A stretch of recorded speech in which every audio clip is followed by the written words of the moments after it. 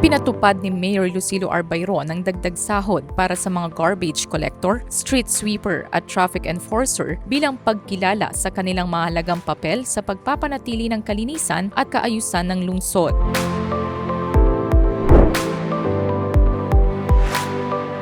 Sa ilalim ng pamumuno ni Mayor Bayron, pinalawak ang serbisyo ng City Health Medical Complex kabilang ang libreng ultrasound para sa mga buntis, karagdagang dental chairs at dentista at libreng physical therapy upang mas maraming mamamayan na makinabang sa serbisyong pangkalusugan.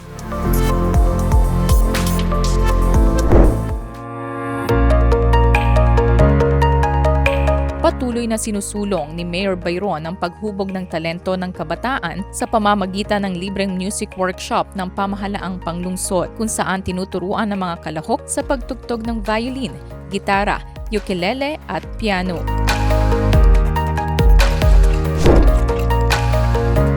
Nagpaabot ng pagbati at pagpupugay si Mayor Bayron sa mga kabataang mamamahayag matapos masungkit ng School Division Office of Puerto Princesa ang unang pwesto sa 2026 Regional Schools Press Conference.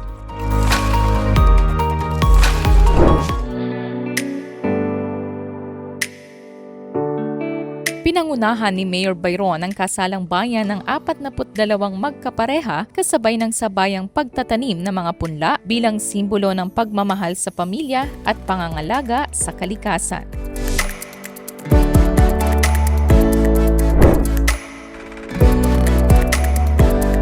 Dinaluhan ni Mayor Bayron ang groundbreaking ceremony ng kauna-unahang C-Class o Competition Class Skate Park sa lungsod, isang proyektong matagal nang hinihintay ng skate community at bahagi ng pagsusulong ng sports tourism para sa kabataan.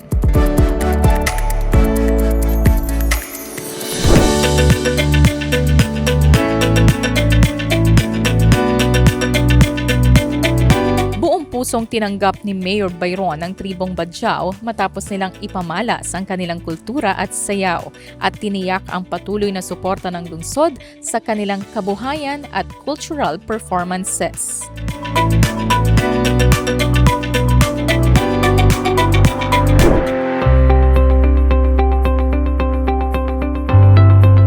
Pinangunahan ni Mayor Bayron ang switch-on ng mga balayong tree lights sa Balayong People's Park na nagdagdag ng liwanag at atraksyon para sa mga pamilya at kabataang bumibisita sa parke tuwing gabi.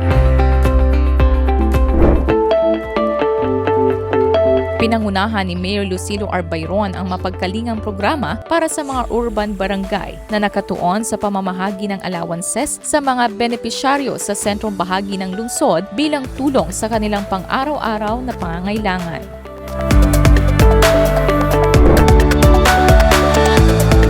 Sa pamamagitan ng ugnayan sa barangay, inilalapit ni Mayor Bayron ang iba't ibang libreng serbisyo ng pamahalaan sa mga residente ng rural barangay, patunay ng pantay na malasakit at serbisyo para sa lahat ng Puerto Princesa.